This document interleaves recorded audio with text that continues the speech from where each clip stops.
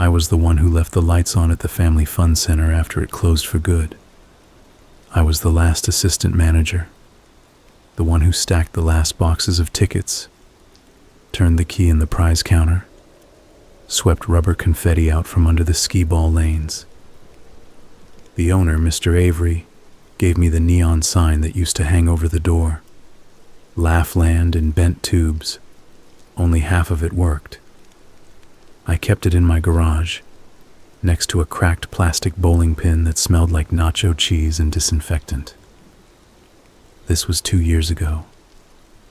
People still drive past the place and say how their kids love the birthday parties there. They mention the rainbow carousel, the greasy pizza, the foam swords, the laser tag maze. They mention the clown on Saturdays. They always say it like they're not sure it's a real memory. Wasn't there a clown? What was his name? They look at me like I should know. I always say, we hired a few different guys, which was true. I don't tell them I know one of the names. I don't tell them about the last Saturday, the one I didn't go to because I had to drive my sister to the airport, because she's the only person I still talk to from school. The town's changed since then. A vape shop where the pet store used to be. A gym in the old hardware shop with a bright blue logo that looks like a bent paperclip. The fun center still stands. A big low brick box with a flat roof and a line of black windows like a row of teeth. The letters on the sign out front are sun-faded. L-A-G-H Land. Nobody bothers to fix it. I still have the keys. I told myself I kept them in case the bank wanted someone to meet the demolition crew. I told myself lots of things. What finally sent me back wasn't the bank or nostalgia. It was a new lock on the side door I used to use, and a note tucked in it like a tongue. The paper was stiff and gray from the rain. It had my name on it in red marker, printed in a big neat block like you'd write it for a kid's birthday cake. Inside the note was a photo. It was taken from the alley, pointing at the side door. It was taken at night. The security light caught me in the act of unlocking the door. I was in my denim jacket, hunched forward, keys in my fist. Same jacket I was wearing when I pulled the note out. On the back of the photo, in the same red block letters, "See you Saturday." This was Wednesday. I didn't tell anyone.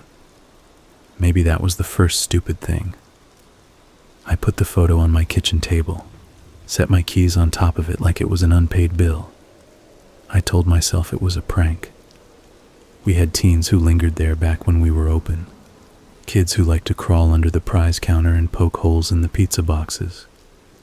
I pictured one of them grown up now, still bored, still looking for trouble, maybe working at the vape shop, laughing over a Red Bull as they wrote my name. Saturday was when the clown used to come, so it made sense, in a dumb way. I went out to the garage. The neon sign leaned against the wall on a dirty old bath mat. I hadn't plugged it in since I took it home. I found the cord, wiped the dust off with my sleeve, and stuck the plug into the same strip where my drill and a useless old stereo were plugged in. The sign flickered, buzzed, and then half lit. The UGH buzzed the loudest, like a mosquito in a jar. It wasn't an omen. It was just broken. On Friday, I couldn't work.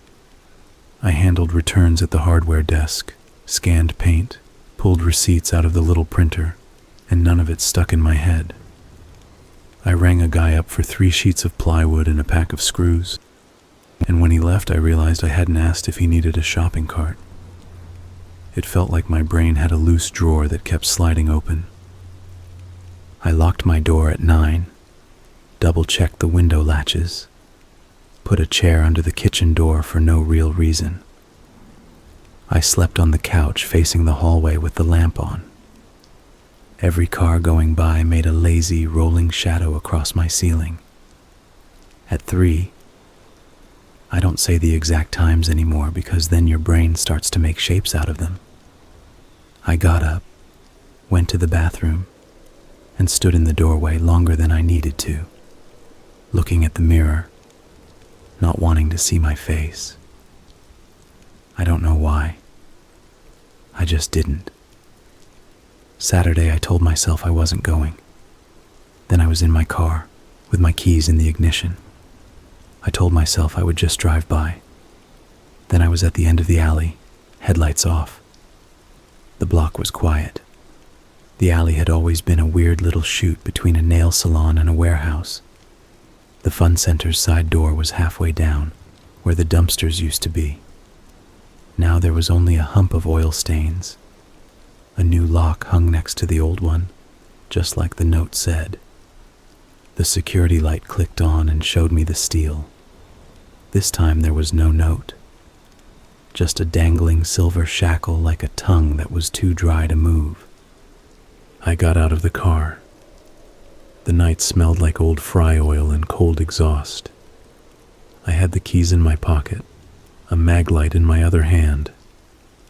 I also had a claw hammer in the passenger seat because I was bad at pretending I wasn't going to do something dumb. I locked the car. The beep sounded loud in the alley, a little chirp that said someone is out here. Up close, the new lock was one of those cheap ones you buy at a gas station.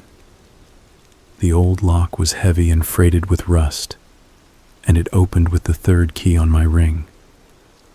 The new lock looked like a bottle cap with a shackle. It wasn't even locked. It just hung to look like it was. Someone wanted me to feel watched while I fumbled. Inside the door was the hallway that used to lead to the back office. It smelled like carpet that has been wet too many times. The air had that cold, thin feeling that places get when nobody uses them for a while. I shut the door, and the single bulb over my head flickered on by itself. The sensor still worked. It felt like being greeted by a pet that doesn't know you moved out. I stood there a minute, not moving, and I swear I could hear the muzzy ghost of the old soundtrack in my head.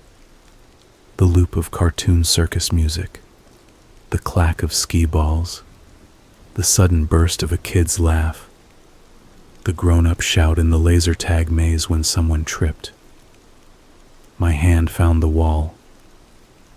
That was a good place to stop and turn around. That would have been smart. I went in anyway. The prize counter was still there, a long glass case full of stuff nobody wanted. All the good stuff had been sold off or stolen when we closed. What remained were cellophane-wrapped rubber frogs, stickers curling in their sheets, plastic Frankenstein rings. Someone had balanced a foam crown on the glass, a heavy yellow thing with a broken point. Not someone. Me, probably, on the last day, because I remember doing it to keep my hands busy. The registers were gone. One of the stools was knocked over. The big plastic tip jar was still there, empty, with the black Sharpie line on it that said, "Smiles are optional, tips are encouraged," in a fake cursive I never liked.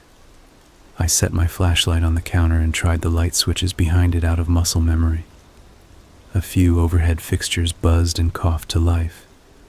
It wasn't bright, but it was enough to see the rainbow carpet stretch to the far wall and the big play area beyond, the one with the foam climbing blocks and the little fake merry-go-round with horses that always smelled like sick. I didn't call out hello. I don't do that. You call out hello when you feel stupid, and you tip your hand if anyone's in there. I walked the floor. I saw where the pizza ovens used to be. The kitchen had been stripped. The walk-in freezer was propped open and filled with old soda cups. The laser tag maze was still there, just a maze now. Wet cardboard and fiberboard and blacklight paint that didn't do anything without black light. The last time I'd been inside, I'd been chasing a boy who bit another boy on the arm. I remembered the heat in there from all the bodies running, the weird panic that always seemed too big for a game. The carousel sat dead center like an altar, rainbow horses with human eyes. The plastic poles were greasy to the touch even now. The token slots had been pried open long ago, and a wad of gum was shoved deep in one of them. There was glass under my shoes from a broken crane machine. The air tasted like old sugar. I kept moving because it felt worse when I stopped. Halfway down the side wall, there was a gate we used to drag shut when we cleaned. It was one of those metal grate gates like at a mall. It was halfway open now. There were scuffs on the floor by the track, the kind you get from dragging something heavy. I followed the scuffs. They led to the costume room. We never called it that in front of the kids. It was just storage. It was where the mascot heads were kept. We had a bear whose smile was too wide and a dinosaur with a loose jaw, and we had a clown. Not a head, not a mascot. A costume in 3 parts: suit, wig, shoes. There was a rubber face that went over the person's face, and it stuck to your skin. It made your eyes look smaller, your mouth tighter. It was worse than the bear. The bear was a joke. The clown wasn't. I went into the room, which smelled like stale sweat and fake lemon. Shelves held bins with faded labels, wands, swords, light-up teeth. On the back wall was a row of hanging costumes in plastic bags. I didn't want to, but I slid the last bag off the rack. The clown suit was inside, blue and red, with yellow pom-poms down the front. The pom-poms were matted, stuck with something that had dried stiff. The gloves were on the hanger, and the wig, a tangled burst, was jammed on top like a nest. The shoes were on the floor in a milk crate. They were the old kind, curled up at the toes, scuffed nearly down to the cardboard in the sole, and on the shelf above the shoes, in a basket marked "Lost and Found," the rubber face lay curled like a dead thing's skin. The eye holes were stretched. The edge of the mouth had been cut with scissors at some point to make a wider smile. The cut was ragged. I touched the edge of the mask with one finger. It stuck for a second. My brain did a tiny flip, and I almost yanked back like a kid touching a stove. I could hear my breath in the room. I could hear the building's old vents clicking as the temperature changed. I took the mask, the suit, the shoes, and the wig, and put them all back in the bag. I told myself I was just making it neat so I could leave. I'm the kind of person who tidies when I'm nervous. I zipped the bag. When I turned around, there was a man standing in the doorway with a balloon tied to his wrist. The balloon was blue. The ribbon was white. The knot sat in the dark hair on his arm. He had on a denim jacket like mine and a hoodie under it. The hoodie hood was up. His face was normal looking, which is the wrong word, but that's how it felt. Not young, not old. A jaw with stubble. Eyes that looked at me steadily and didn't blink. "How'd you get in here?" I said. My voice sounded too even, like I'd practiced it. "Same as you," he said. He didn't smile. "This place is closed." "I know," he said. "Are you the owner?" I knew he wasn't. I knew Mr. Avery's soft face and cheap cologne. This man smelled like wet rope and cold air. "No," he said. He looked past me at the costume bag. "You kept the keys. Who are you?" He lifted his wrist. The balloon bobbed. "Delivery," he said. There are moments when you're sure you're waking up. This felt like one. The balloon made a small squeak against the door frame. Who sent you? I said. You did, he said. I took a step sideways. The room is narrow, and I could feel the shelves on my jacket where I brushed them. A bag of plastic crowns rattled. He didn't move. I couldn't see his hands. His jacket was zipped. The way he stood made me think of someone at a carnival game. Casual, but lined up with the target. He took 3 steps into the room, unhurried, and held the balloon out to me. The white ribbons swung and tapped my knuckles. For you, he said. I didn't take it. He let the ribbon go.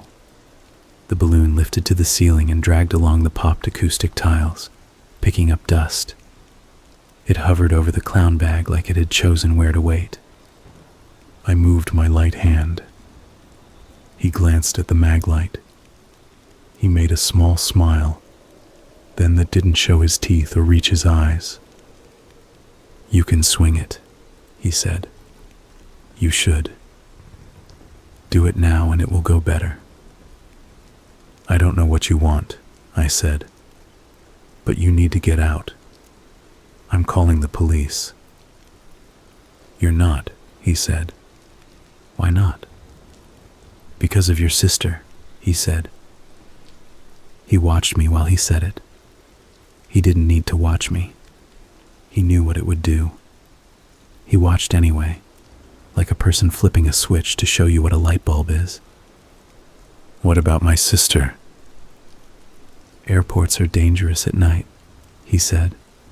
All those cars, all those people who haven't slept. So many doors with no alarms. I could feel my breathing pick up. It made me mad that he could see it. Say what you want to say, I said. He reached into his jacket. I tensed up. He took out a folded piece of paper. He held it between 2 fingers and offered it. I didn't take it. He put it on the shelf next to a little yellow crown. I'll be around, he said. He turned and walked out like he owned the place. The balloon tugged at the ceiling and then followed in a lazy drag until the ribbon snagged on the costume bag. I waited. I waited until it was quiet, and then I waited more. I picked up the paper. I didn't open it right away. I did that dumb thing where you try to feel the words through the fold. It was a photograph. You can tell by the gloss. I opened it. It was a photo of my sister parking her car in the airport garage. It was taken from the next level up, looking down at her standing in the yellow light beside her trunk, wrestling her suitcase out. On the back, see you Saturday. It was Saturday. He didn't say which one. I left the building in that tight, pointless way where you think if you keep your arms close to your body, you'll take up less space. The alley was empty. The security light had turned off and flicked on again when the door opened, and that jittery buzz felt personal. I got in my car and drove home by instinct, like a hand on my back pushing. At each red light, I checked my mirror. Inside, I closed the curtains and went through my little list. Doors, windows, basement hatch. I don't have a gun. My dad did, but my dad also drank, and we got rid of it. I put the hammer by the couch. I put the photo of my sister in the freezer, thinking about something I heard once, that cold slows down bad things. That's not true, but I did it. I didn't call her. That's another thing I know sounds stupid. I told myself I would call her in the morning, and I told myself that if I called right then, I would say it wrong and make her scared in a way that wouldn't help. The truth is, There was a small, mean part of me that wanted her to call me first. The truth is, I was always the one who needed help, and I wanted that to tip once in my life. I sat on the couch. I set the hammer across my knees. At some point I slept. I woke up when the sunlight hit the blinds and cut the room into tight stripes. My phone had 3 missed calls from no caller ID. I think if I had seen a name, hers, I would have run outside barefoot.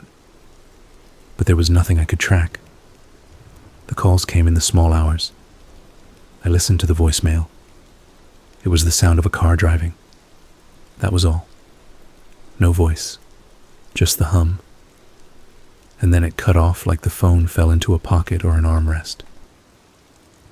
I called her. She picked up on the second ring. She sounded fine. She was fine. She was bright. She asked how I was, and I said good. And she laughed and said, "Liar." I told her I missed her. She told me she missed me more. I asked if anything weird happened at the airport. She told me she couldn't find her car for 20 minutes. We had a laugh about that. When we hung up, I put my forehead on my kitchen table and breathed. On Monday, I went back to work with a hollow in my chest. I stapled receipts. I printed a duplicate copy of a purchase order that made no difference to anyone's life. I told Ben from plumbing I was fine when he asked. I was not fine. But I've learned you can do lots of things while not fine. Tuesday night, I found another photo. This time it was on my front step, tucked into the crack of the door like junk mail. My name again on the outside. Inside, a picture of the fun center's front door, a red streak on the glass. It could have been ketchup or a hand. On the back, Saturday. The letters were a little smudged, like the marker was running out. I didn't sleep much that week. Thursday, I saw a white ribbon tied to the doorknob of the hardware store when I left, and I stopped moving so fast that a guy behind me walked into my back.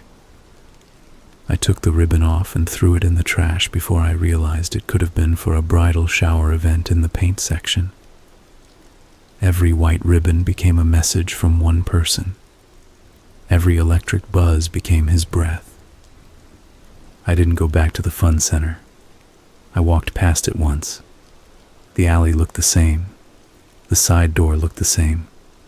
The security light clicked on and back off, like a blink. I kept walking. I went to the grocery and bought ramen, canned soup, a big box of trash bags, and 3 packs of AA batteries. I put the batteries on the counter with the same little laugh you make when you buy too much toilet paper. The clerk didn't laugh. Friday night I heard something in the backyard. Just the fence boards bumping each other. Just a night raccoon or the wind. I turned off my music. I stood near the back door with the hammer. I opened the door fast and stepped out like I was the one with the right to be loud. The night was cold, and the air in my mouth tasted metallic, like the moment you bite your tongue. Nothing moved. The fence was fine. The neighbor's porch light was on, and it made the grass look like plastic. I listened a long time. There was a balloon in my vegetable bed, half deflated, with a red smile printed on it that had stretched out into a sad line. It was just a party balloon that blew in. That's what those are. Balloons get loose. They go where the air takes them. That's the point. Saturday, I didn't wait until dark. I wanted to choose the time. I parked out front in the strip of spaces nobody used because the asphalt dipped. The sky was the color of old paper. I could hear the highway like a far-off ocean. When I put my key in the front door, something clicked inside the wall. A relay waking up after a nap. The door stuck for the first few inches.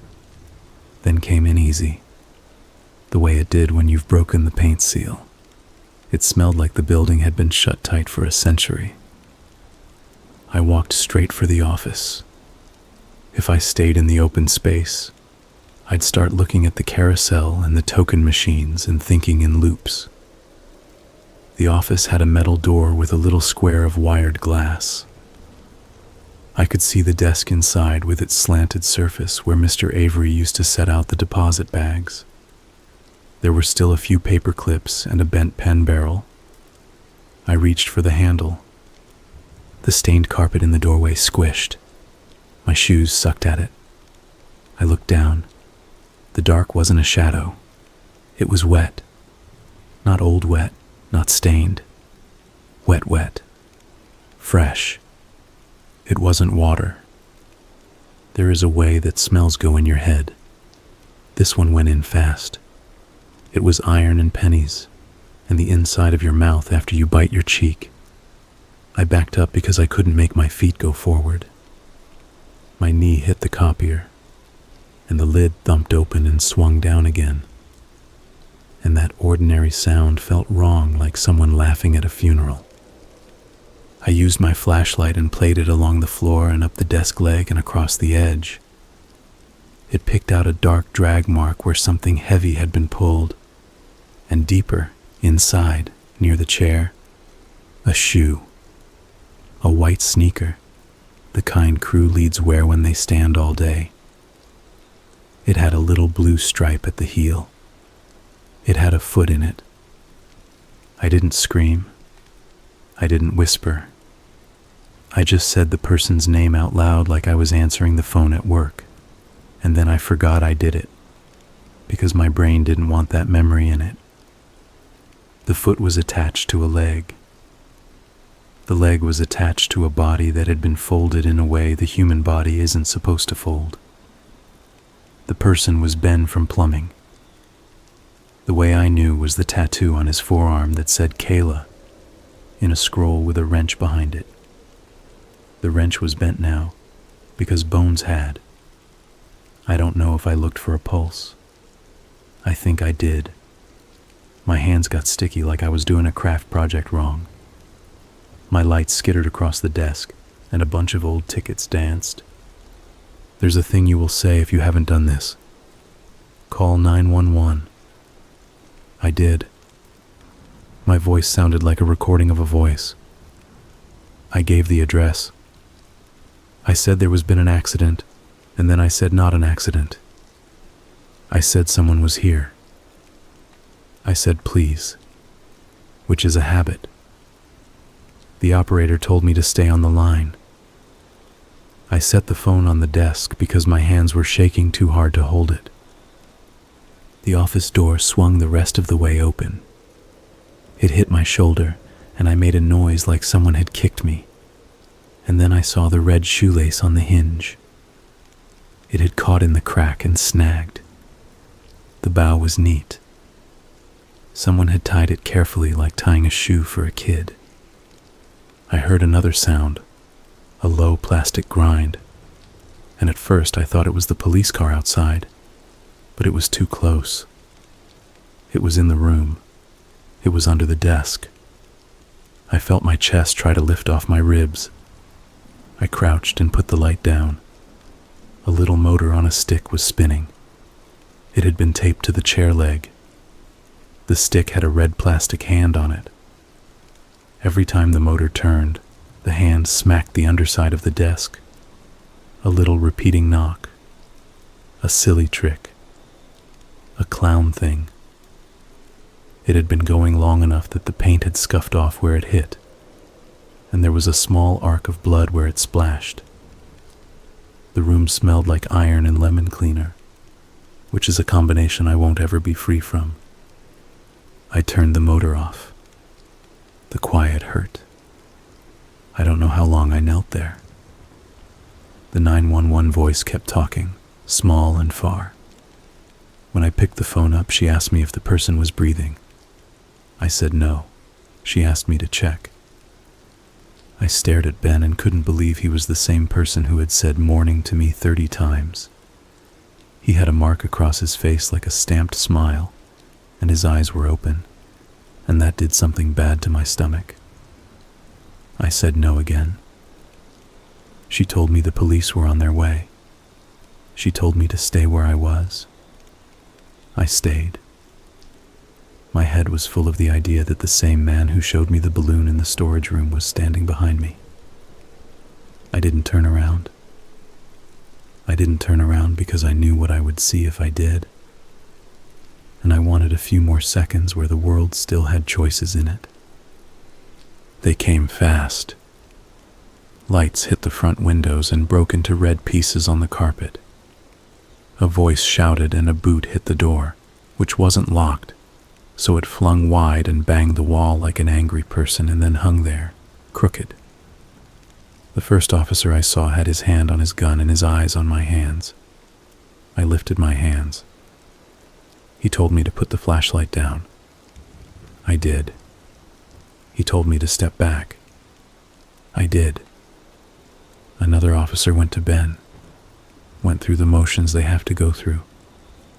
Because you have to treat everybody like they might be a person for a few seconds more. Do you know the worst part? It wasn't the blood. It wasn't the way the motor trick had splashed it into a little dribble pattern up the desk edge like sprinkles. It wasn't that I knew the person. The worst part was the balloon. It was tied to one of the office chair arms. Blue. White ribbon. It bumped the ceiling when the door moved and made a soft squeak. I couldn't stop looking at it. One of the officers cut it down with scissors and then seemed unsure what to do with it. So he let it go without thinking, and it drifted into the hallway and knocked against the exit sign. They took me into the employee break room and sat me in a chair with a broken back. A woman in a dark jacket asked me questions in a voice that was meant to keep my heart rate from going up. What time I arrived? Why? Did anyone know I was coming? Did I touch anything? Did I notice anyone unusual in the parking lot? When I said I found a man in here last week, her eyebrows moved a little. I described him. Normal. Brown hair. Hoodie. Denim jacket. A balloon. Delivery. It sounded thin. The woman wrote it down anyway. How do you know the deceased? She asked. He works with me, I said. Worked. He's in plumbing. Ben. She nodded slowly like this might be true, and I felt a little flare of anger. I'm not making this up, I said, and then I hated myself for saying it because it sounded like I was lying. We're going to take you down to the station, she said, very calm. She looked over my shoulder at the whiteboard where someone had once drawn a schedule and then gave up and used stickers that said, Happy Birthday to mark weekends. There was one left.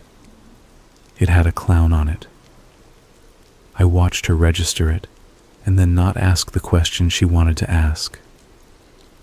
They took my hands and checked for cuts, for blood under the nails. They bagged my shoes.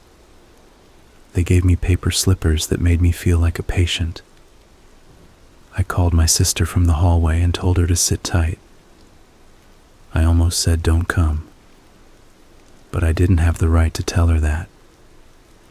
And also, I didn't want to be alone.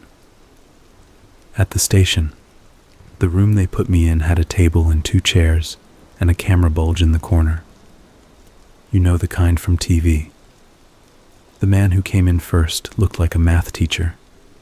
He had kind eyes and a mess of papers. The woman from the fun center came in a minute later. They asked me to tell the whole thing again from the top. I did, and I was surprised to find I could, like reading off a list. Photo in the door. Balloon. Costume room. The motor with the hand. Ben. The denim jacket. Delivery. They showed me a photo of the office taken after I left. There was an evidence marker by the chair. There was a smear of something on the desk that wasn't blood. Frosting. Blue. I told them about the clown costume. The woman wrote it down. The man said, "Clown like what?" "Like a clown," I said. "Like you hire for a party." He rubbed his chin. "We have had some prank calls," he said, which made me feel small until he added, "They mention balloons." "This isn't a prank," I said. "I know," he said. He looked at the woman. She didn't look back. They let me go when my sister arrived. She hugged me in the lobby in a way I couldn't accept, and then she held me out at arm's length and checked my face like I might have a piece missing. She took me home. She made me eggs. I didn't want eggs, but she made them anyway because that's what she does. She used to make me eggs when our mother yelled because they were easy and filling and gave you something to do with your hands. We ate them at my kitchen table. We didn't talk about the clown. We talked about the weather. We talked about how the pharmacy always gets your prescription wrong first and then right second. We talked about whether she should go home that night. She stayed. I slept a little. It wasn't good sleep. I had the kind where you wake up convinced you left the front door open, even though you didn't. At 3, later, I went to the bathroom and stood in the doorway again like a fool, just like that other night. My sister snored softly on the couch. I put a glass of water by her hand and felt like a movie husband. It was a borrowed feeling, but I took it. In the morning, there was another photo on the step. This time it showed Ben from plumbing at his locker at work, grinning, holding his phone up like he was taking a selfie. The angle was from above his shoulder, like the person stood behind him and leaned just past his ear.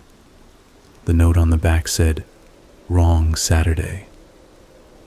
The police took the photo and told my sister to stay with me for a few days. The woman detective, her name is Hall, told me to call if I saw the man again. She said they were checking cameras.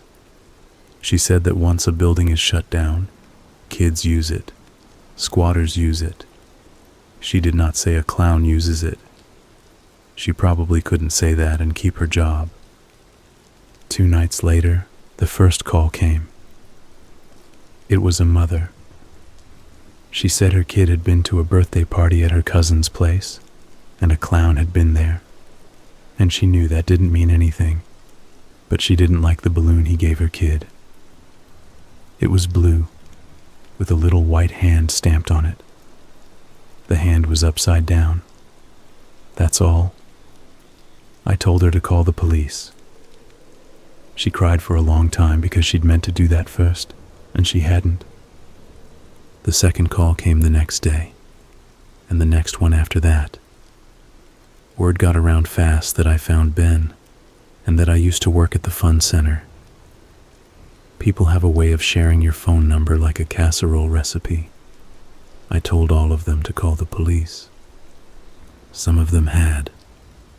Some of them wanted to tell me anyway. They wanted to hear a human voice repeat the thing back in a way that made sense. I couldn't make it make sense. I tried anyway. Wednesday, just after noon, a father called from the parking lot of the big grocery on 3rd Street. He was crying. He had a voice like a sports announcer, and he kept saying his son's name like a person trying to conjure a trick. He had left his son in the cart for 30 seconds while he ran the quarter back to the cart chain, and when he turned back, the boy had a balloon. Blue. White ribbon. The boy said a man gave it to him. The man had a hoodie and a jacket. The man told him a joke. The boy couldn't remember the joke, or said he couldn't. When the father untied the balloon, the ribbon was sticky, like it had been pulled through something. And then the father said there was a smear on the cart handle that he didn't want to think about. He hung up to call the police. He called me back 15 minutes later to tell me a detail, like a person who wants to scrub their brain clean. The balloon had a smell. He couldn't place it. Then he could. He said it smelled like the way it smelled when he cut his hand on the hedge trimmer last summer. He said, "Is that insane?" I said no. That night, I put the clown suit out on my table. I took it home. I didn't tell the police I had it because I didn't want to explain why I'd gone back for it after a murder, and because a part of me thought that if the suit was in my house, the man would come here for it, and that would make him visible. The bag made a noise like a body bag on TV. The zipper snagged on a pom-pom and then rasped open. I took everything out and spread it. The gloves were stiff. The shoes were worse. The wig shed like an old cat. I laughed once, a short, ugly sound, because there was a smell in the fabric that made me think of pizza grease and birthday cake, and 1,000 little hands slapping me on the arm. And for a second that was almost a comfort. Then the other smell came through. It was faint, but it was there. Iron. There was something in the shoe. I shook it. A coin fell out. A fun center token with our grinning logo. Laughland, with a clown face in the O. I rubbed my thumb over the clown's face until the brass went bright like I could erase the joke. My sister came in from a shower, towel on her head like a turban. She looked at the spread-out suit and stopped moving. "No," she said. Just that one word. It cut through me. "I'm not putting it on," I said. She stared at me. "I didn't think you were. I thought maybe..." I started and then stopped because the sentence was stupid. I thought maybe I could bait him. I thought maybe I could walk out in the suit and he'd show me his face. I thought maybe he'd chase what he'd made. I thought maybe if I got him to look at me, really look, I'd see what I'm missing. I didn't say any of that. "Let me call Hall," she said. "Detective Hall." She reached for her phone. "No," I said, too fast. She raised her eyebrows. I softened. "Not yet." "How many Saturdays can you keep giving him?" she said. I didn't have a good answer, so I opened the freezer and took the photo of her out. The gloss had gone dull. The edges had curled with frost. I handed it to her. She stared at herself in the light like she was someone famous caught doing something normal. "That's me," she said, "because you say obvious things when your mind is tired." "I think he took it," I said. She looked at me with fear that made her eyes look like a child's. "We should leave town," she said. "He'll follow," I said, and surprised us both with how sure I sounded. "How do you know?" "I don't," I said. "I just do." We sat in the kitchen with the suit between us like a person at the table we couldn't make friends with. The house made a noise in the eaves like a mouse moving. The street outside had the slower traffic of night. I watched my sister touch the edge of the glove with 2 fingers and then pull back like it bit her. She has a scar on her ring finger from when she ran her hand down a fence as a kid. It's white now, almost gone. "Tell me all of it," she said, "from the beginning." So I did. I told her how when I was 10, a clown came to our school fair, and I hid behind the apple bobbing because his shoes made a sound I didn't like. I told her how at the fun center we were told never to let the clown go into the bathroom alone, because some of the parents complained. And the clowns hated that rule, because every time they tried to go, someone would shout, "Hey, look, the clowns peeing, and kids would laugh. I told her about the man in the storage room with the balloon, the ribbon tapping my knuckles, the neat cut on the mask's mouth, the cheap new lock that wasn't locked. I told her about the way the balloon moved in the office when the door opened, like it had something to say. "You're not making this up," she said when I ran out of words. "I know," I said, and we both laughed too hard. We slept in the same room that night like we did when our mother had a bad day. She took the bed. I took the floor. In the morning, someone knocked on the front door in that quick tap, tap, tap that salesmen think makes them your friend. I sat up with my heart already halfway through the window. My sister said, "Don't." I went anyway, because that's how I am. I looked through the peephole. The man on the step had a clipboard and a polo with a satellite company logo. He had a smile like a person practicing for a job interview.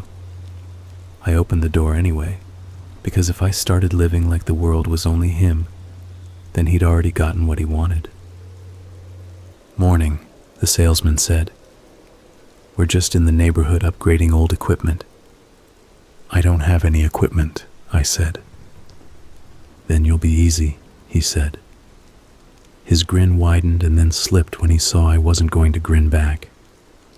He told me about a package. He told me about a discount. I told him no. He peered over my shoulder and saw the clown suit on the table. He didn't change his pitch.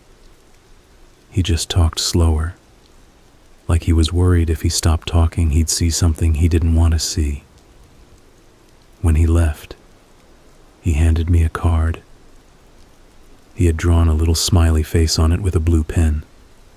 The ink had blobbed in the eye. It wasn't his fault the blob looked like a tear. I threw the card away. I picked it back out and put it in a drawer, because everything felt like evidence. At noon, Hall called.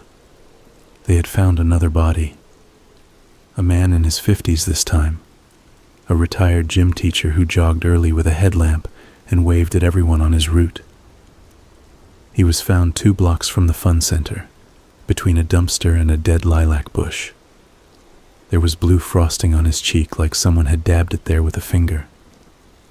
There was a ribbon tied to his ankle, white, knotted in a little bow. Hall said the words like she had worn them down practicing. "I want you to stay away from the building," she said. "I'm not going back there," I said, which wasn't true. "Do you think he's using it?" "I think people use empty places," she said. "They act like they're blank. They're not." That night, I put the clown mask on. My sister was out back on the phone with her wife. I could see her through the screen door, pacing, her hand in her hair. I didn't plan it. I don't know if I should apologize for that.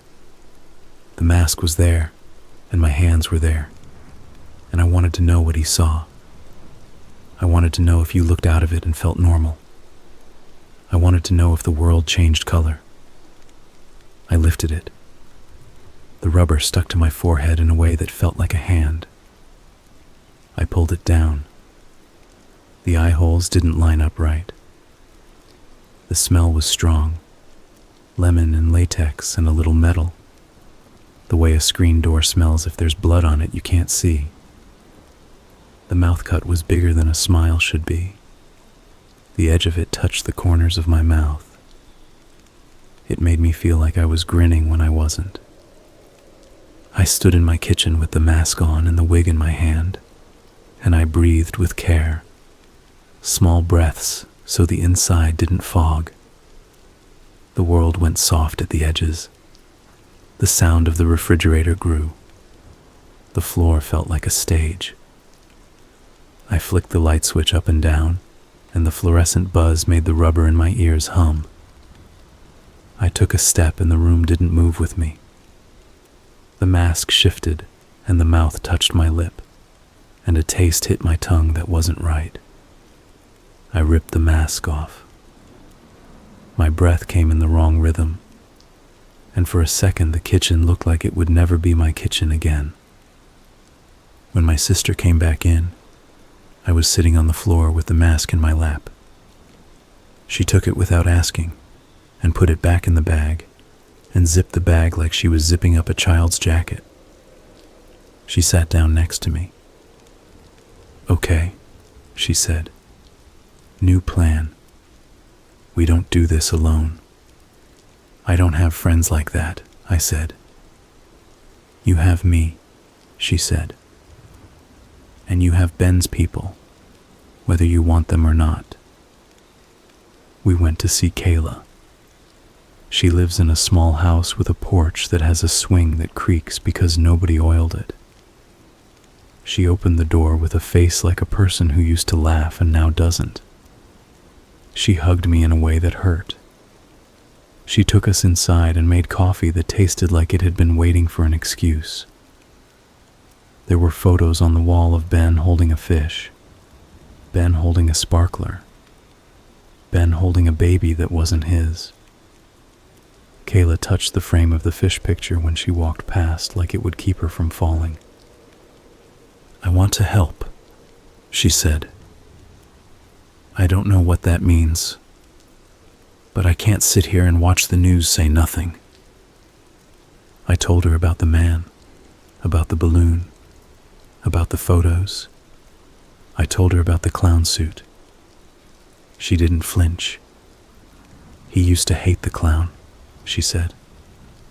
"He said the guy never broke character even when a kid threw up on his shoes. He said that was creepy." We talked until it got dark, and the living room lamps made everything feel like a waiting room. Kayla showed me a message on Ben's phone. She didn't like to look at his phone because every time she did, she thought she'd smell him. The message was from an unknown number. It said, "Your prize is ready." It had a link. He hadn't clicked it. The timestamp was the day he died. She had given the phone to the police. She had taken a photo of the message first because she didn't trust anyone to keep things. I recognized the block letters from the photos. Even typed, the shape of something can show through. On the drive home, a blue balloon floated across the road ahead of us, dragging its string. It caught on a roadside weed and hung there, tugging in the wind, a quiet animal, or a dumb soul. Saturday came again. I woke up with that calm you get when you know the worst part of the day already. My sister sat at the table. She had taken the clown suit bag and put it behind the couch. She had a notebook and a pen. She had written a list that said, locks, cameras, knives, shoes, ribbons. I loved her very much. "I'm going," I said. "I'm coming," she said. "No," I said. "Yes," she said. "Say thank you." "Thank you," I said. We parked in the alley because we wanted the shortest line to the door. We had brought nothing smart. We had brought a hammer and a kitchen knife and a crowbar. We had brought rope because the word rope just felt useful. We had brought a roll of duct tape, because that's what you do when you don't know what you're doing. The side door opened with my key. The security light clicked on. The alley pressed in around us with its old, wet smell. We went inside. The hallway light came on with its tired buzz. The building breathed like a tired old dog. We stood there and let our eyes adjust. The first hallway had tracked dirt. Not old dirt. New. Small arcs like someone had dragged something with a smooth edge. The arcs led toward the laser tag maze. We followed, our feet making sounds we didn't like. Inside the maze, the world went soft. Angles at odd places, paint bright and dull at the same time. It smelled like the black light even though there was none. The dirt arcs stuttered at each corner. They were not drag marks, They were shoe scuffs. They were the kind you make when you move fast and stop. In the center of the maze, where the base used to be, there was a table with a sheet over it. The sheet was the kind you put over a couch when you paint. It was stiff with old latex strips. The table used to hold the score printer. The printer was gone. On the table under the sheet was a shape like a person lying very still. My sister made a sound without meaning to. I could feel the air move in and out of my own mouth. I did not want to touch the sheet. I did. I lifted the corner. Underneath was a big clown cake like the ones we used to sell on the weekends. White frosting, blue border, red smile, yellow triangles for eyes. It was the size of a person. It had knives stuck around it at regular places like candles. The knives were from our kitchen. The handles had little cracks. There was a note on the cake, pressed into the frosting. It said, "Cut your prize." The letters were written with those little candy beads you use for decorating, pressed one by one into the frosting, lined up too neatly, like a dentist did it. The candy beads were red. I looked at my sister. She looked at me. "Don't," she said. "Maybe it's just a cake," I said. And there are sentences I never thought I'd hear myself say. I took one of the knives out of the cake. It came clean, just a thread of frosting hanging off. The hole it left in the frosting looked like a wound more than before. I lined the knife up to cut a careful square like a person at a kid's party. That's when I realized the frosting had been smoothed over something that wasn't cake. The knife tip hit something hard. It scraped with a sound like teeth. I set the knife down. I lifted the sheet the rest of the way. The cake wasn't a cake. It was a sheet of foam with frosting spread on it. The foam was cut into a human shape like a school project. The knives were stuck in at the places you would stick them if you were mapping someone. Throat, heart, stomach, groin, knees, ankles. The frosting had soaked into the foam and made it sag. It smelled sweet and wrong. On the side of the table, a string hung down. I touched it. The string led to a little motor under the table. Another red hand was taped to it. If the motor had turned, the hand would have tapped the table leg. It would have made a little knock. Someone had unplugged it. Someone wanted us to see it and feel the absence. A balloon bumped my shoulder. I turned and it wasn't a balloon. It was my sister's elbow. She grabbed my sleeve and pulled me hard. The movement saved my head by an inch. Something swung past where my face had been and cracked against the table. A shovel. The metal lip hit the foam and made a flat sound. Frosting jumped. He was in the dark between two maze walls, and then he was out. He moved like a person who knows how to move. The shovel came back up fast. I stumbled sideways and hit the wall. The paint flaked onto my jacket in blue and green. He stepped in and swung again, and this time I got the crowbar up and the shovel hit it, and it shocked my shoulder all the way to the teeth. He didn't grunt when he swung. He didn't say anything. The only sound was the shovel in our shoes. My sister went for his legs like a real fighter. She clipped him, but he was solid. He kicked back, caught her in the ribs with his heel. She curled around it and let the air go out of her like someone pressed a valve. He raised the shovel for her head, and I moved without thinking, put my forearm across the shovel handle, and leaned my whole weight in and down. The shovel clanged the table again, and the blade bent. He let it go without hesitation, and came at me with his hands. That was worse. He went for my throat with the casual confidence of someone who has practiced. His thumb pushed. Spots popped in my vision like flashbulbs. The floor slid. I brought my knee up, found nothing. Tried again. Hit his thigh hard enough to make him grunt. He leaned in. His hoodie rubbed my cheek. It smelled like lemon and cold air and a little iron. I shoved the heel of my hand up, made a bad, wild shape at his jaw. It worked just enough to make his grip slip, just enough for me to breathe and hate the air for not helping. My sister got up. She had the kitchen knife now. She didn't go for his back like in a movie. She slashed across his forearm, a fast, ugly cut. He jerked. He made a sound. He turned his head toward her, and that gave me a second to twist and put my shoulder in his chest. We went down together.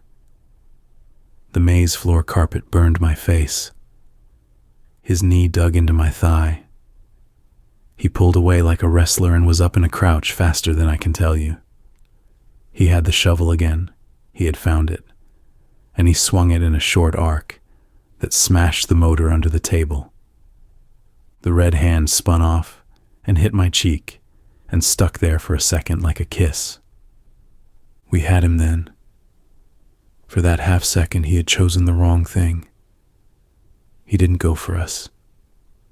He hit the motor. We moved. My sister did the bravest thing I've ever seen. She ran into him with her head like a bull and drove him into the wall. The wall wasn't solid. It was panel on metal rib. He hit it, and the panel popped out, and he stumbled on the frame. I grabbed the shovel and yanked. He let go again instead of fighting, and I fell back with it. He reached for the balloon string on his wrist like he didn't want to lose it, which was the first thing he did that was manic instead of calm. The string snapped. The balloon floated up. His eyes tracked it the way you track a bee near your face, distracted, hungry to keep it. My sister swung the knife at his face. He flinched. The blade sliced his cheek open, cut it neat and quick from the corner of his mouth toward his ear, and it pulled his face into an exaggerated, unwilling smile. Blood ran. He put his hand to it and looked at the blood in a way that told me he was a man who doesn't bleed often in front of people. He looked at us. He would have killed us then, cleanly, if the panel he had knocked loose hadn't finally given up and fallen. It hit his shoulder, and he stumbled again. It was enough. He turned and ran. He didn't run like a panicked man. He ran like a person ending a drill. He knew the maze. He cut the corner near the base where there's a false wall and squeezed through. We went after him and hit panel. By the time we got to the opening, he was out in the main area, his jacket dark with blood at the shoulder, and a line down his face like a clown's smile drawn wrong. He didn't look back. He moved toward the storage room. For a second I thought he would get the clown suit. For a second I thought he'd put it on in front of us with slow hands. He did not. He grabbed the bag by the zipper, dragged it onto his shoulder, and was gone down the back hall. We chased. My sister's breath made a wet sound. My face stung. The building made all its little groans louder like an audience. We lost him at the side door. He had the key. He could have had it the first time, and he wanted me to see that. The alley air felt like a slap. There was no one. There was a balloon tied to the dumpster handle that wasn't there yesterday. Blue. White ribbon. It bumped against the metal with a little squeak. It had words printed on it in kid font. You win. We didn't call Hall right away. We should have, but we didn't. We stood in the alley holding onto our knees and laughing that ugly laughter that isn't joy. Then we called. We told her. She came. They found blood on the maze panels.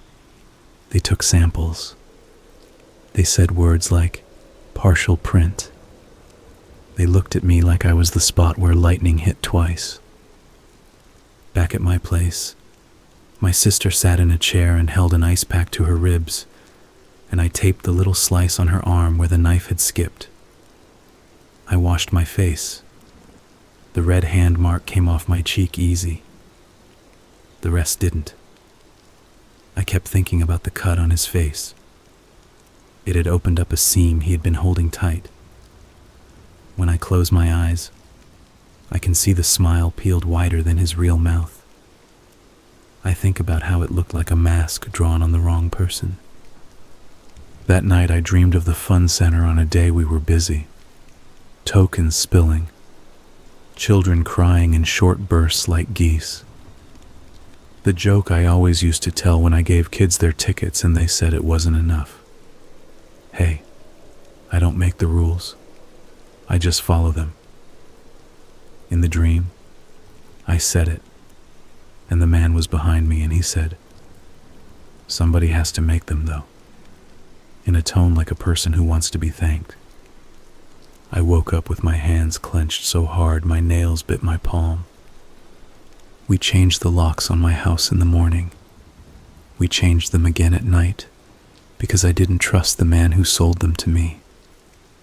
I put the neon sign in the living room and plugged it in, and it buzzed and glowed and turned the room a bad color. My sister hated it. I hated it. I left it on anyway. It made the shadows honest.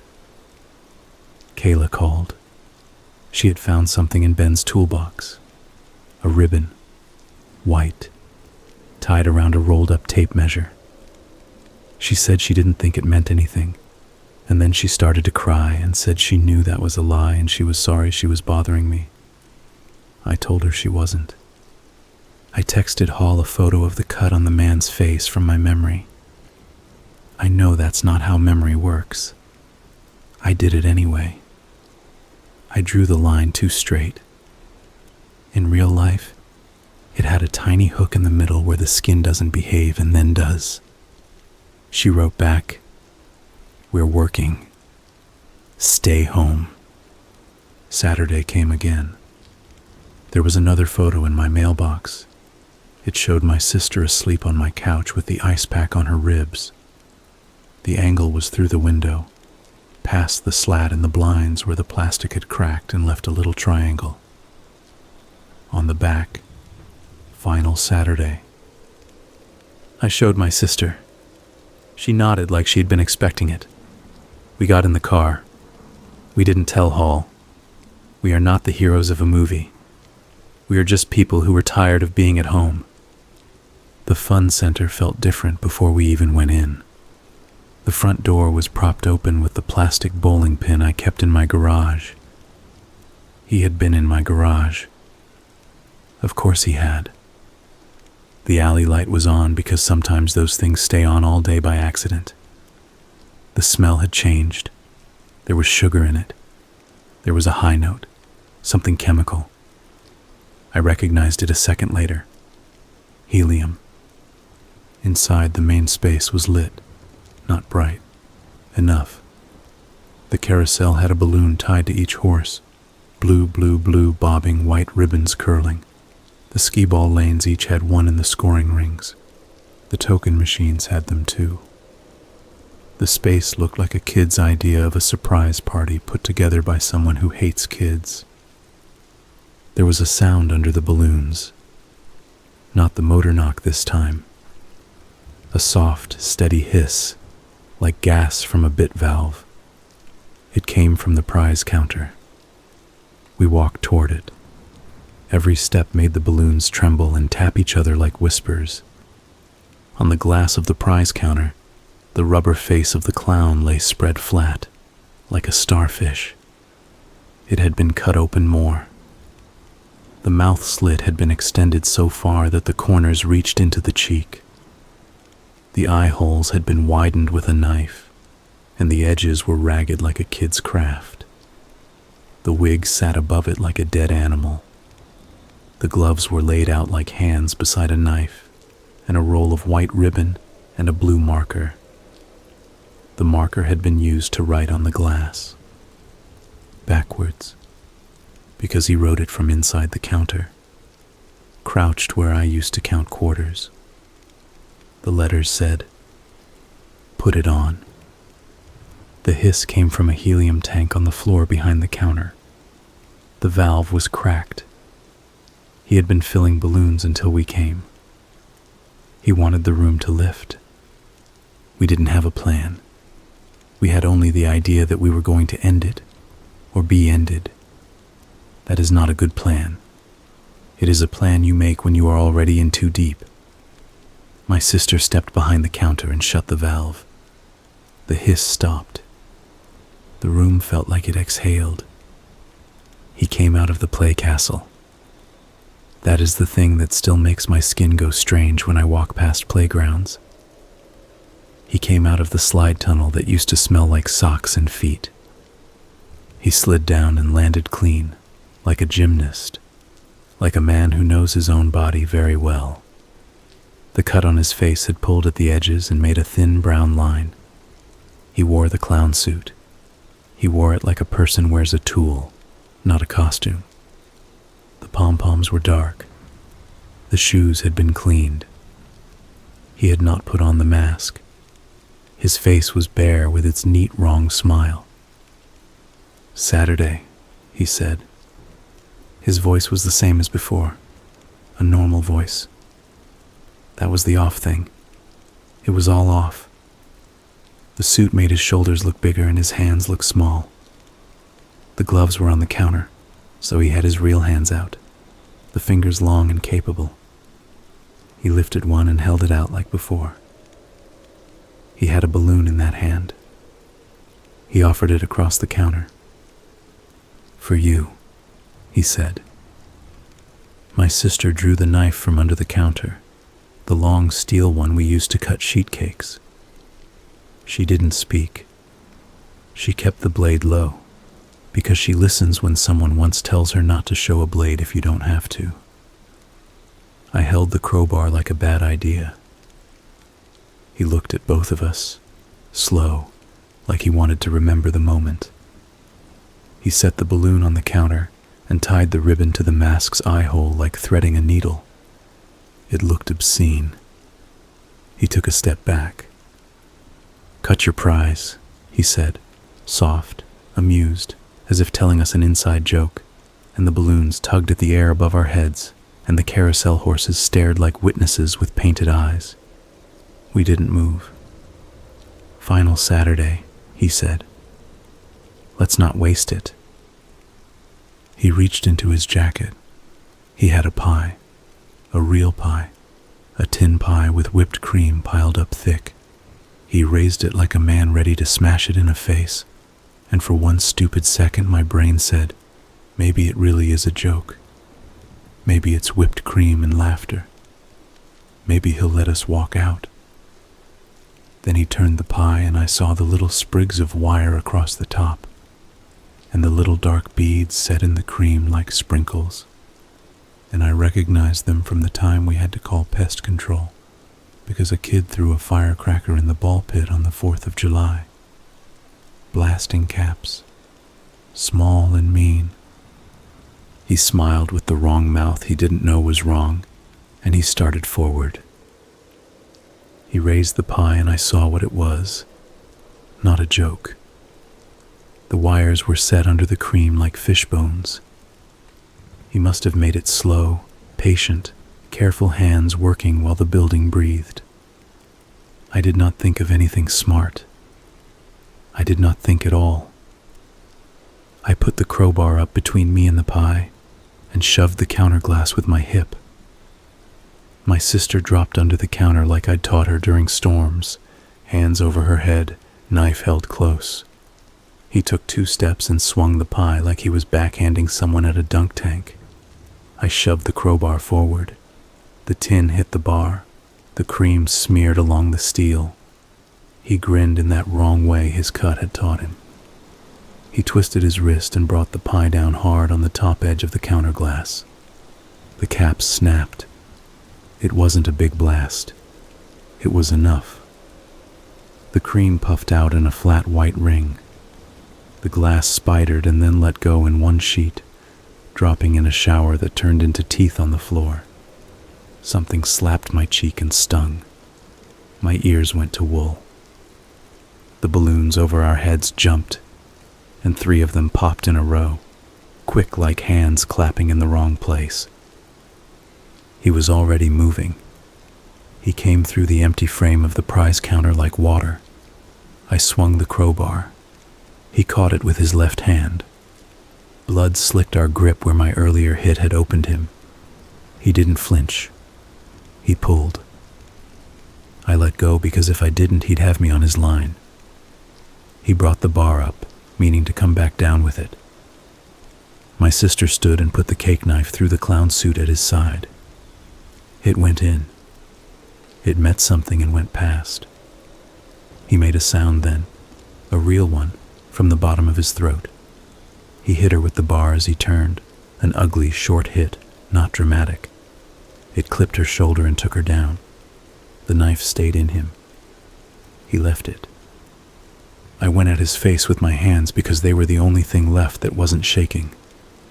2 fingers found the cut I'd given him. I pushed. He jerked back, eyes gone wide, mouth ready to bite. His teeth clicked together. The blue balloon he'd placed on the counter bobbed between us and tapped my chin like a child. I grabbed the ribbon. I tried to wrap it around his wrist. He twisted out clean and fast, and he was out of reach. And then he was gone again, around the end of the counter, moving toward the laser tag maze where he knew the angles. I went after him. I didn't think about my sister until she said my name. I turned back. She was on her good elbow, trying to stand. Her shoulder hung wrong. Her face said one thing: "Go." "I'll be right here," she said. The lie sat between us. I believed it anyway. I followed him into the maze. The floor had that give to it that makes your steps feel uncertain. The paint on the panels glowed flat gray now, all the bright lies gone with the black light. I moved with my hands out. I wanted the crowbar. I had nothing. My ears still rang. Every balloon pop in the main room cracked the air and made me flinch, and I hated him for getting that for free. He had set things in there. I know now because I touched them. A string across one corner at ankle height. A ribbon hung from the ceiling that would have wrapped a face if you didn't see it. A scatter of marbles in a shadow that took my foot and slid it out from under me. I caught myself on a panel, and my palm took a staple in the heel. My hand throbbed. I kept moving, jaw tight. In the center where the foam cake had been, there was a thing under the table I hadn't seen the first time. A bucket. I bumped it. It went over. Cold water spread across the floor and hit my shoe, then my sock. I cursed, loud and childlike. The sound bounced. That wasn't an accident either. He wanted noise. He hit me at the next turn, a shoulder into my ribs with that same unhurried confidence, like I was a thing in his way. I went down on my hip. He stepped past, bringing his foot down on my wrist hard enough that my fingers opened by reflex. Pain went bright. He kept going. He didn't look down to check if he'd broken anything. He didn't have to. He came out into the main room. I came after, a bad copy. The balloons made the space feel smaller. The carousel horses watched with their stupid painted pupils. My sister had gotten to her feet. She had the helium tank hose in both hands like a snake. He saw her. He smiled with his cut. He went at her. She didn't run. She stepped in the way of someone protecting a child, which in a way she was. She jammed the hose into the mouth hole of the rubber mask on the counter, the one tied to the balloon. She flipped the valve the wrong way first because of the angle. It hissed. She flipped it back, and the hiss died. He laughed once, a breath with sound on it. He raised the crowbar. I came in from the side and caught him in the knee with the plastic bowling pin from my garage. It was a dumb weapon. It worked well enough. His knee bent in a way it didn't want to. He staggered. The crowbar came down on the counter corner instead of my sister's head, took a chunk of laminate, and sparked against the metal support. He pivoted toward me. I went back 2 steps and my heel hit a token cup. It slid. I went down hard, elbow first, vision gone to static. He stepped forward to finish it. The helium hose lay near my hand. I got it. I came up with it and drove the metal tip into the red slit of his forced smile. I did it because it was there. The cut took it like a gill. I flipped the valve with my thumb. The hiss this time was a scream in my ear. Helium blew into his mouth, under his lip, into the cheek. The skin ballooned. He made a sound that was not a laugh and not a cry. His hands went to the hose. He pulled. I held it. My sister came in and hit his wrist with the broken countertop laminate, sharp edge first. He let go. The helium blew under his skin and raised it in a round, obscene bubble that burst along the cut. Blood sprayed in a fine mist that smelled like pennies and lemon cleaner. He staggered back, hands to his face. The hose fell. He sucked in air that wasn't there. He went to a knee. He wasn't done. He took his hand away from his face. The skin hung in a little flap on one side. From the cut, he smiled wider than he had a right to. He looked at the balloons like they were his friends. He got up. He moved. I don't remember picking up the neon sign transformer from under the counter. I just had it. It was heavy and had a cord like a tail. The Laugh-Land sign had sat in my garage for 2 years. I had taken it here with the idea of throwing it at him, which is not a plan. But I had the transformer now, and the cord and a live outlet on the floor by the skee-ball lanes, where a maintenance guy had once pulled the cover and never put it back. I had a puddle from the knocked bucket in the maze that had crept onto the carpet. I had the wrong knowledge that electricity and water mean the same thing as end it. My sister saw what I saw. She nodded. She drew him our way with the knife that was still in him. She put her hand on the handle and yanked. He made the same sound from the bottom of his throat. The blade came out like a bad sword from a bad stone. Blood came with it and soaked his pom-poms until they weren't colors anymore. He swung at her with a hand. She slipped it. He took a step. I took the plug and slid it into the outlet and flipped the switch on the transformer with my thumb. The sign's buzz kicked on in my hands. That insect whine I know. The room took on that weird hum. He was 3 steps from the edge of the water. I said, "Hey," just to put his eyes on me. He looked. I held the bare end of the neon wire out over the puddle like a hand held over a stove. He understood too late or not at all. He lunged for me instead of stopping. His foot hit the water. I dropped the wire in. It was not a big movie spark. It was a mean, fast thing through his leg up his body. He went rigid. His arms came up hard. His jaw locked. A noise came out of him that had no word. The balloons nearest us shook. The lights dimmed and came back. The transformer kicked itself off with a sad little click. He went down on his side. arms tight in that bent way bodies do when a switch gets thrown and leaves the muscle half contracted. He shook once more, like a dog shedding water. Then he lay still. I waited. I waited for him to get up the way people do in the worst part of a prank. Grin, bow, say gotcha. He did not. The smell in the air had burned hair in it. The cut on his face had darkened. A blue balloon drifted down and knocked his cheek, then rose again. I did not touch him. My sister leaned her back against the prize counter and slid down it, slow, holding her shoulder with her good hand. She was pale and shaking. She closed her eyes and breathed, and then opened them and looked at me in that way that says we are not okay, but we are alive. "Call Hall," she said. I did. I told her it was done. I told her to bring a lot of people. I told her not to let anyone touch anything. She said she was already on her way because a neighbor had called about the balloons, which made me love that neighbor even though I didn't know which one it was. We stood there and watched him. The room was quiet except for the last few balloons rubbing the ceiling and making that soft squeak. The helium tank made a low metal pop as it cooled.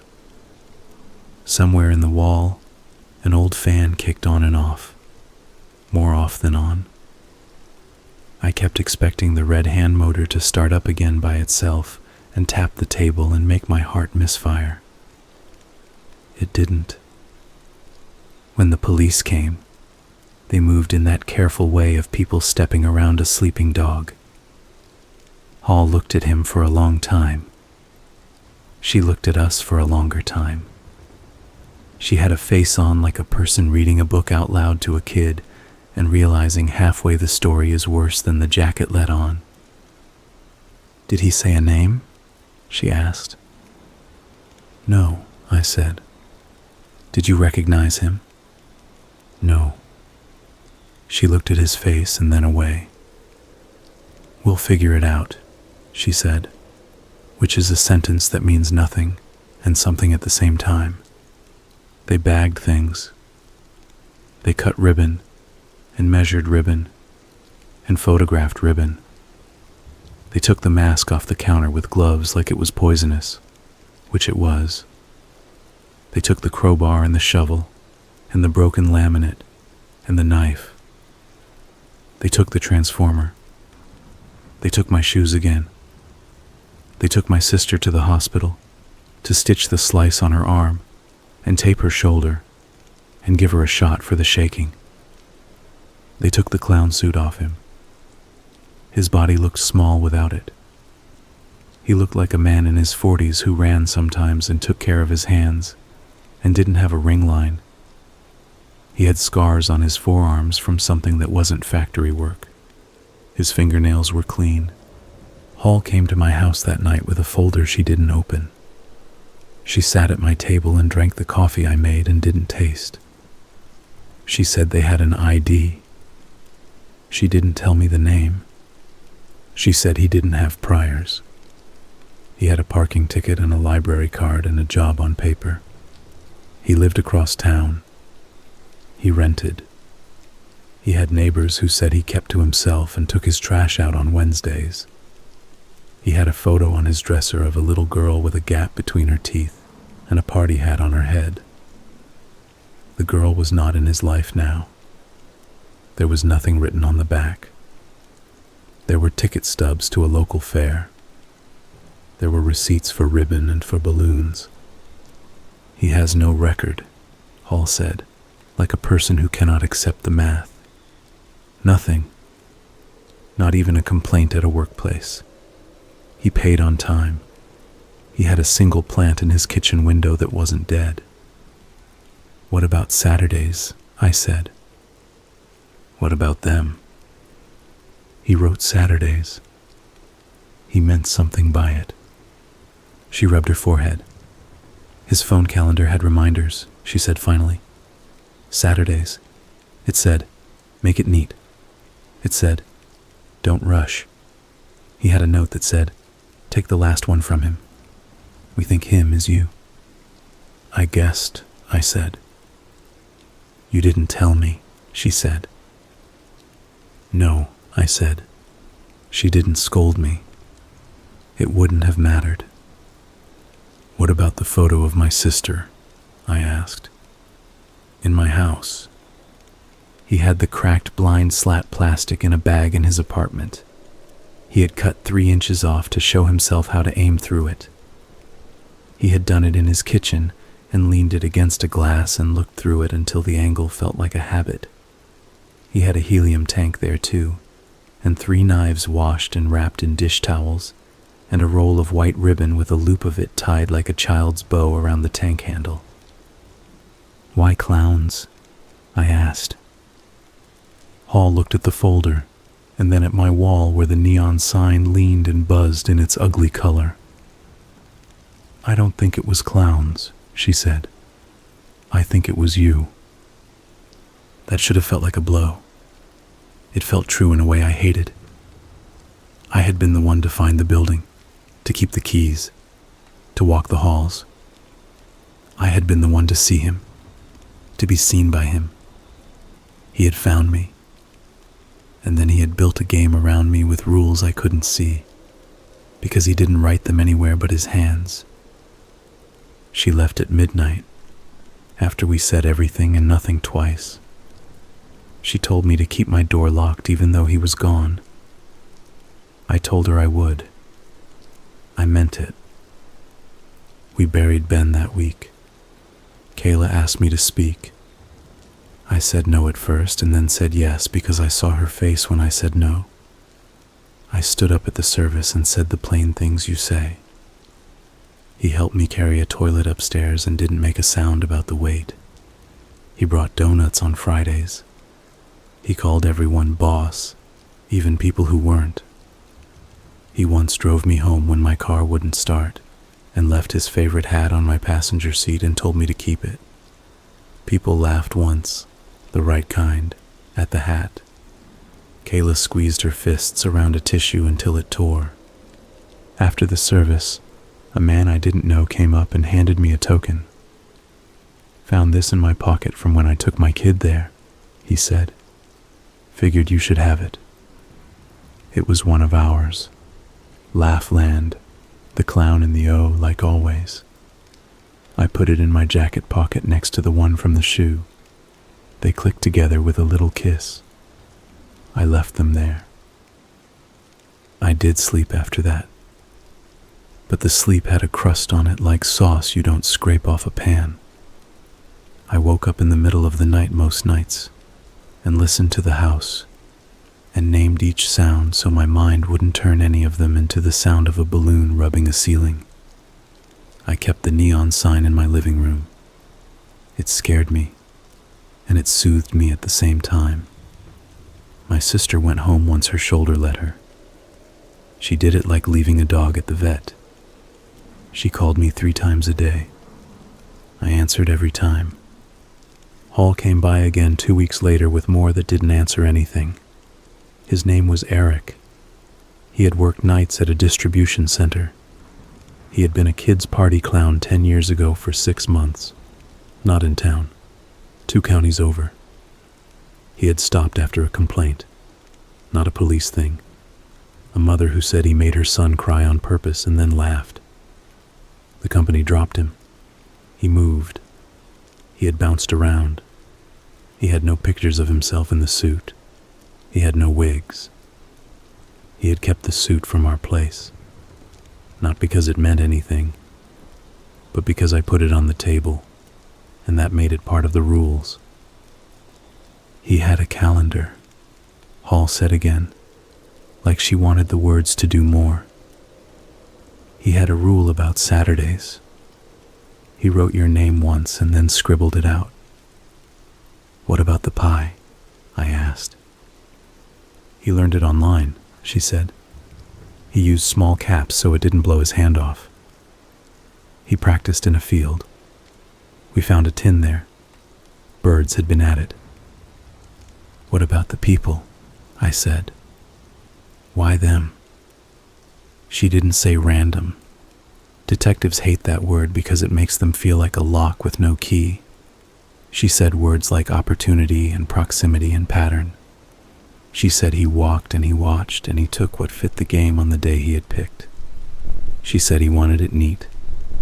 And once you want that, everything fits. I went back to the fun center exactly once after that.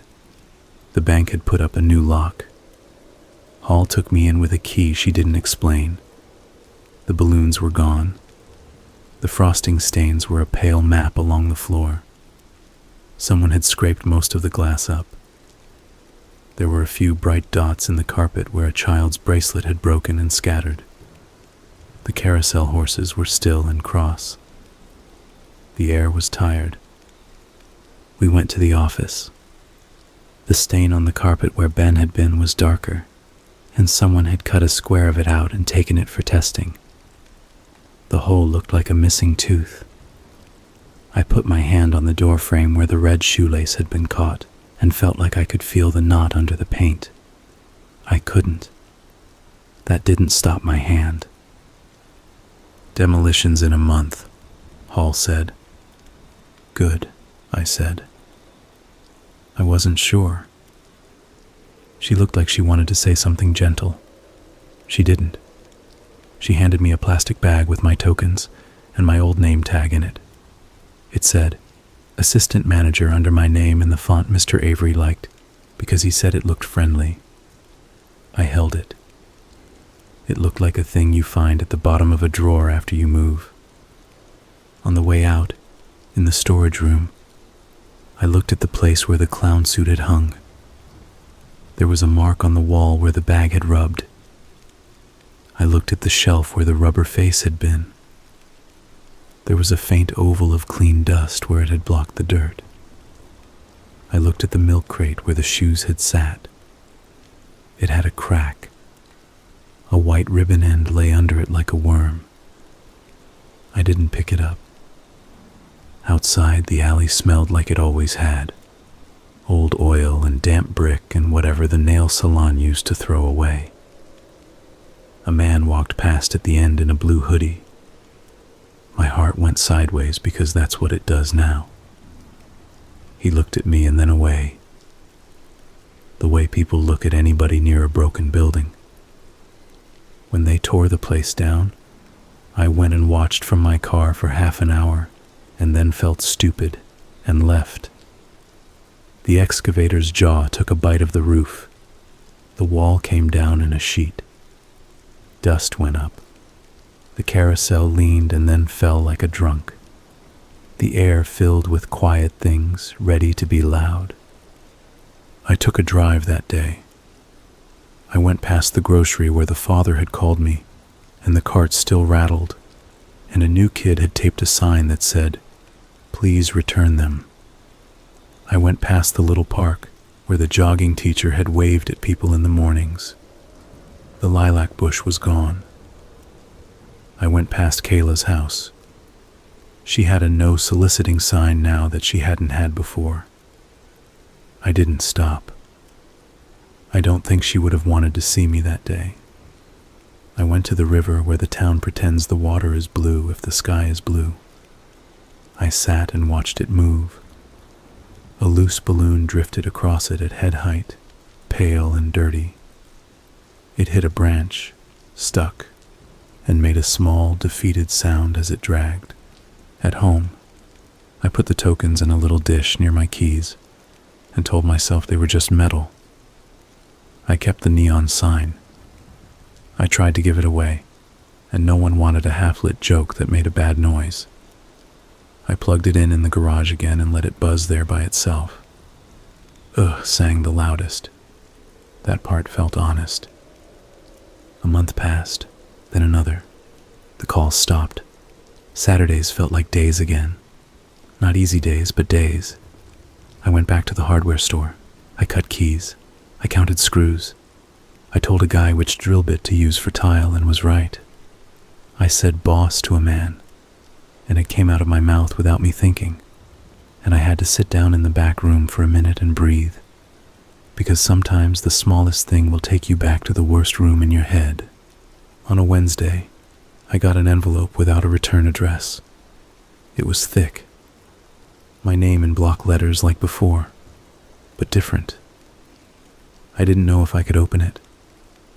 I took it to the table and sat with it for a while. My sister called. I told her about it. She said, "Do not do it alone." I waited until she drove over. We opened it together. Inside were photos, not new ones, old ones. Us at the fun center the week we opened, all of us lined up under the sign, held up by the last of the good bulbs. Mr. Avery had his big plastic smile. I had hair I don't have now. Ben was there, younger and still with that same laugh in his eyes. On the back of each photo, in pencil, it said a name and a date. On the last one, in that same pencil, it said, "Saturdays are for family." The handwriting was not his. It was round and careful, and belonged to the night manager, who used to put gold stars on the schedule when someone worked a double. I remembered her saying that sentence once when she tried to get people to take Sundays instead. It had been a dumb little thing she said to fill the space between two complaints. I do not believe in signs in the sky. I do not believe in ghosts that run televisions or phones. I believe in people who do things for reasons they can't or won't say. I believe in the way the world can take a small sentence and turn it into a rule if you give it enough repetition. I put the photos back in their envelope and put the envelope in a drawer. I did not throw it away. I have learned that throwing things away doesn't make them gone. A year later, on a Saturday in late fall, when the air had a bite and the leaves made that sound they make when they're too dry, I took a job at a youth center in the next town over. Not because I'm a hero, because they needed someone to unlock in the morning and lock at night and keep a calendar and tell kids not to run in the hall. I didn't tell them any of this. I told them I was good with schedules and I cared about the details. They liked that. They liked that I could fix a jam token chute with a butter knife and a flashlight. We don't have tokens. We have a snack machine that eats quarters. It is the same thing, different letters on the glass. The first week I worked there, a man in a denim jacket came to the door to pick up his niece. He had a beard and a wedding ring and a soft way of saying thanks when I held the door for him. He smiled without showing teeth. I smiled back. My hands didn't shake. Not then. They did later when I tried to button my shirt and my fingers were dumb. I sat on the bench by the fire exit and looked at the scuffed paint on the floor. I breathed until my body remembered it could. People ask me what he wanted. They ask like I have a card in my pocket with the answer on it, and I'm just being stingy. He wanted a game. He wanted to make rules. He wanted to put his hand around a set of Saturdays and squeeze them into a shape he could claim. He wanted me to see it and to help him hold it up. He wanted me to understand that he had made a thing. He wanted me to wear the mask. He wanted to be the only one who never had to. People think men like that want to be clowns. They don't. They want to be the audience that never has to clap. Sometimes I think about if I had put the mask on that day. I think about the cut mouth. I think about the helium hose in my hand. I think about if I had stood there and copied the way he tilted his head. Would he have stopped? Would he have put the knife down like a person whose bit has been stepped on? I don't think so. I think he would have kept moving. Because once you decide a thing is neat, you don't let go of it just because someone else understands. There was one more thing.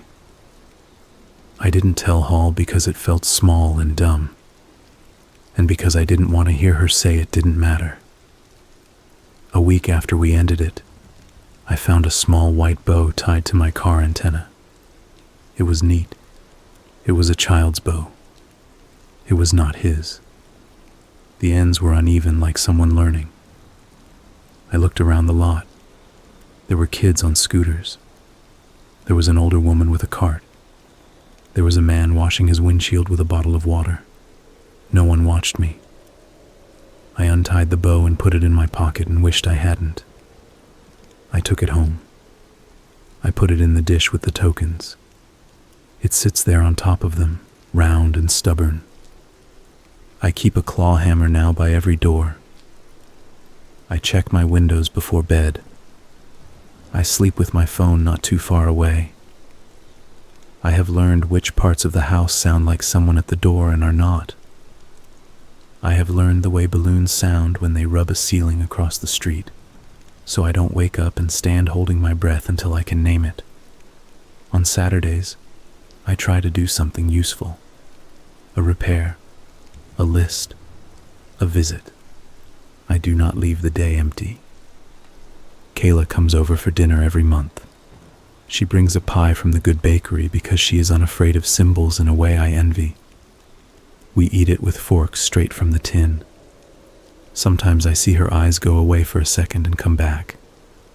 I pretend I didn't. She does that for me too. We talk about nothing. We talk about a dog she wants. We talk about how the hardware store changed their aisles, and now nobody can find anything. We talk about Ben, and we don't talk about Ben. After she leaves, the house is very quiet in a new, clean way. The quiet still scares me a little. I let it. I kept the blue marker from the counter the day it ended. It had his hand oil on it. I know that because it left my fingers smelling like him for an hour. I wiped it with a rag until it smelled like lemon. I didn't keep it to keep him. I kept it because when I feel the urge to write rules for myself on my hand like a kid, I use it and remind myself rules can be made and unmade, and sometimes they don't mean anything to anybody but you. On the inside of my wrist, in my own block letters, I wrote once: locks, lights, leave. It looked dumb. It helped. In the spring, a new building went up where the fun center had been. Not a thing for kids. A storage place where people rent boxes to keep the stuff they don't want to see but can't get rid of. It has climate control. It has clean lines. It has a bright sign that doesn't blink. I drove past it on a Saturday on purpose. I did not stop. I rolled my window down. The air smelled like new paint and warm tar. The sound in my head that used to be a calliope was gone. Something else sits there now. Not music. Maybe a kettle. Something that tells you when the room is about to boil if you don't move it off the heat. Once a year, on the first Saturday in May, I take the tokens out of the dish and hold them in my palm and let them warm. I look at the clown face. I think about his rubber mask mouth and how it stuck to my lip for a second when I lifted it, and how I couldn't stand that. I think about the rule he tried to make and how the only part that mattered in the end was this: keep your hands steady, keep your eyes open, move when it's time. People tell me I was brave. I don't like that. I was scared every minute. I still am some days. Brave isn't the word. The way I think of it is this: he made a space with his rules, and he thought that meant it was his. It wasn't. It was mine as much as anyone's. It was a bad little room I had worked in, cleaned, locked, opened. You can't let someone come into your rooms and tell you that you don't get to walk around. You can't let them keep the Saturdays. You go in, and you make the floor yours. And if there's a bucket of water, you knock it over so it doesn't surprise you later. And if there's a motor with a red hand, you turn it off and let the quiet hurt. And if there's a man who thinks you will always be the audience, you step onto the stage with your dumb plastic bowling pin and do your best. I still see him sometimes when I catch myself in a window at night, a shadow with a grin that isn't right. I still smell lemon sometimes in places where it shouldn't be. A kid at the center popped a balloon with a pencil last week, and I had to sit down until my breathing found its way. I used to be ashamed of that. I am not now. That is just a thing my body does when the world sounds like rubber giving up.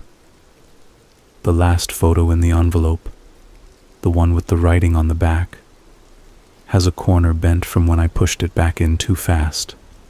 I sometimes take it out and smooth it, and look at us with our name tags and our faces that still believed we could control who comes through the door by the tone of our voice. We couldn't. But I can lock a door. I can hold a hose. I can tie a ribbon. I can untie one.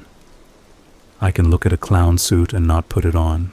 A child asked me last week if we would ever have a party clown at the center. He asked it in that earnest way where his whole face leaned into the question. I told him no. He asked why. I told him we like faces here you can see. He nodded like that made sense. He ran off to the foosball table. He came back 5 minutes later and handed me a white ribbon from a busted shuttlecock and asked if he could keep it. I said yes. He tied it around his wrist and made a bow with the ends uneven. It looked like the one I'd found on my car. He looked at me to see if I'd tell him to fix it. I didn't. He grinned and ran away like a kid who hadn't been told a rule yet. The nights are longer in the winter. The quiet gets big sometimes. On those nights, I go to the garage and let the neon buzz for a little bit. And I stand there with the U-gauge humming, and I hold the tokens, and I close my eyes, and I see him the way he was on the floor, small without the suit, the wrong smile cut in his face, now a slack line. I make myself look, not because I want to keep him, because if I don't, he will come back in a different shape when I'm tired and make a new rule I don't see until my hands are already on it. I look. I breathe. I turn the neon off. The dark is not him. It is just dark. On the anniversary, my sister and I go to the river and throw one token in. She says something under her breath like a prayer. It isn't. It is a promise, small and dumb, and it is ours. We keep the Saturdays. We keep them clean. We keep them boring. We keep them like keys, heavy and simple and warm in the hand. There were brutal parts. I won't pretend there weren't. There were bodies bent wrong. There were hands taped to motors to make them knock. There was blood on a counter meant to sell plastic frogs and glow teeth. There was a joke baked into a pie that didn't make anybody laugh. I live with those, and they live with me. They are not the only things here. Sometimes, very late, I think about putting the rubber mask on again, just to see if I can do it without shaking. I never do. Not because I'm scared. Because I don't need to. I know how it feels. I know the mouth touches your mouth and lies to it. I know the eye holes don't fit. I know you can't breathe right in it, and you start to move like a person in a narrow hall. I don't need to practice that. I know too many other things now. Better things. How my sister's laugh sounds when she thinks I forgot the eggs, but I didn't. How Kayla looks when she lets a smile in without watching herself do it. How the river sounds when a balloon dies in a branch and gives up the last air it stole. He wanted the last Saturday. He didn't get it. It's mine. It's nothing special. I ate soup. I fixed a hinge. I watched a show where people build a house somewhere windy and use nails too small for the job. I fell asleep on the couch. I dreamed about nothing. When I woke up, the room was quiet in the right way. The light through the blinds made stripes on the floor. The air smelled like coffee and dust, and the lemon I used to wipe the counter. I stood in the doorway to the bathroom and looked at my face, and not at my face. I turned on the faucet. It ran. It was only water. I washed my hands until the smell on them was only soap. The next Saturday came. I unlocked the youth center door and turned on the lights and heard the soft click of everything waking up. I taped a sign by the desk that said, "Please walk." A kid read it aloud and then ran anyway. I smiled because that is a rule I don't mind being broken. I picked a white ribbon off the floor and put it in my pocket and forgot it there until my sister did laundry and found it and put it on the counter next to the tokens with a look that meant many things at once. We didn't talk about any of them. I went to bed that night and did not dream of balloons. I did not dream of red hands. I did not dream of faces stuck to faces. I dreamed of a door that locked and a key that turned and a sign that said, "Open," in a font somebody once called friendly. In the dream, nobody came in. That was the whole thing. I woke up and the morning was a plain one. I made eggs. I burnt the first batch and ate them anyway. The fork scraped the plate. It made a sound that is just a sound. This is the part no one believes when I tell it, so I don't tell it often. After everything, there were days that were just days.